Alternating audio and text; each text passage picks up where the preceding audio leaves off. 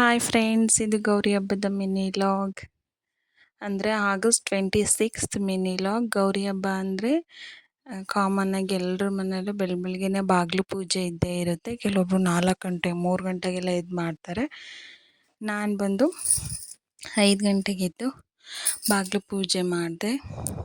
ಬಾಗಿಲು ಪೂಜೆ ಮಾಡೋದಂದರೆ ಬಾಗಿಣವನ್ನು ಇಟ್ಟು ಬಾಗಿಲು ಪೂಜೆ ಮಾಡಿ ಗೌರಮ್ಮನ ಒಳಗಡೆ ಕರ್ಕೊಂಡು ಹೋಗೋದು ಅಂತ.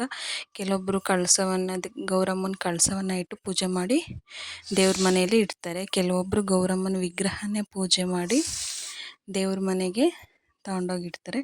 ನಾವು ಜಸ್ಟ್ ಬಾಗಿಣವನ್ನು ಇಟ್ಟು ಪೂಜೆ ಮಾಡಿದ್ವಿ. ನಮ್ಮ ಅಕ್ಕಪಕ್ಕದ ಮಕ್ಕಳು, ನಮ್ಮ ಗಿಣಿ ಎಲ್ಲ ಸೇರಿಕೊಂಡು ಗಣಪತಿ ಹಬ್ಬಕ್ಕೆ ಗಣಪತಿಯನ್ನು ರೆಡಿ ಮಾಡ್ತಾಯಿದ್ರು ಮಣ್ಣಲ್ಲಿ. ನಮ್ಮ ಗಿಣಿನೂ ಕೂಡ ಪಾಪ ಅಣ್ಣರಿಗೆ ಹೆಲ್ಪ್ ಮಾಡಿಕೊಡ್ತಾಯಿತ್ತು. ಗಿಣಿ ಇನ್ನೂ ಸ್ನಾನ ಮಾಡಿಸಿರಲಿಲ್ಲ, ಅದಕ್ಕೋಸ್ಕರ ಮಣ್ಣಲ್ಲಿ ಆಟಾಡಲಿ ಅಂತ ಬಿಟ್ಟಿದ್ದೆ. ಇದು ಬಂದು ಗೌರಿಕಾಯಿ ಗಂಗೆಕಾಯಿ ಅಂತ.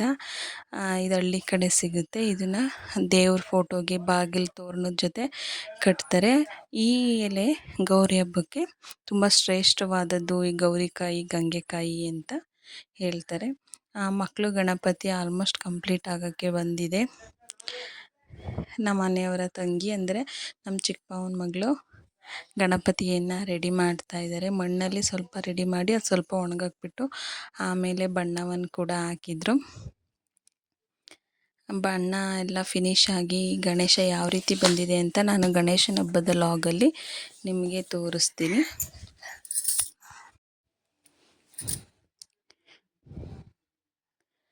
ಗಣೇಶ ತುಂಬ ಚೆನ್ನಾಗಿ ಬಂದಿತ್ತು. ನಾವು ಈ ಕಡೆ ಎಲ್ಲ ಕೆಂಚಿಕೊಪ್ಪಲು ಕಟ್ಟಾಯದ ಕಡೆ ಗೌರಿ ಹಬ್ಬನ ಅಷ್ಟೇನು ಚೆನ್ನಾಗಿ ಸೆಲೆಬ್ರೇಟ್ ಮಾಡಲ್ಲ, ಗಣೇಶನ ಹಬ್ಬನ ಸೆಲೆಬ್ರೇಟ್ ಮಾಡ್ತೀವಿ. ನಮ್ಮ ಅಮ್ಮನ ಮನೆ ಕಡೆ ಗೌರಿ ಹಬ್ಬನೇ ಚೆನ್ನಾಗಿ ಸೆಲೆಬ್ರೇಟ್ ಮಾಡ್ತಾರೆ. ಅದಕ್ಕೋಸ್ಕರ ನಾನೇನು ತಿಂಡಿಯನ್ನು ಮಾಡಿರಲಿಲ್ಲ ಗೌರಿ ಹಬ್ಬಕ್ಕೆ. ಜಸ್ಟ್ ಬಾಗಿಲು ಪೂಜೆ ಮಾಡಿ ಸಂಜೆ ದೇವ್ರ ಮನೇಲಿ ಪೂಜೆಯನ್ನು ಮಾಡಿದ್ವಿ. ನಾಳೆ ಅಂದರೆ ಗಣೇಶನ ಹಬ್ಬದ ದಿನ ನಾವು ಹಬ್ಬದ ಅಡುಗೆ ಎಲ್ಲ ಮಾಡಿ ದೇವರಿಗೆ ಎಡೆಯನ್ನು ಕೊಡ್ತೀವಿ. ಇದಾಗಿತ್ತು ಗೌರಿ ಹಬ್ಬದ ಮಿನಿ ಲಾಗ್. ಇಷ್ಟ ಆದರೆ ನನ್ನ ವಿಡಿಯೋನ ಲೈಕ್ ಮಾಡಿ, ನನ್ನ ಚಾನಲನ್ನು ಸಬ್ಸ್ಕ್ರೈಬ್ ಮಾಡಿ. Thank you for watching. ಮತ್ತು ಗೌರಿ ಹಬ್ಬಕ್ಕೆ ಶ್ರೇಷ್ಠವಾಗಿರುವಂಥ ಗೌರಿ ದಾರ.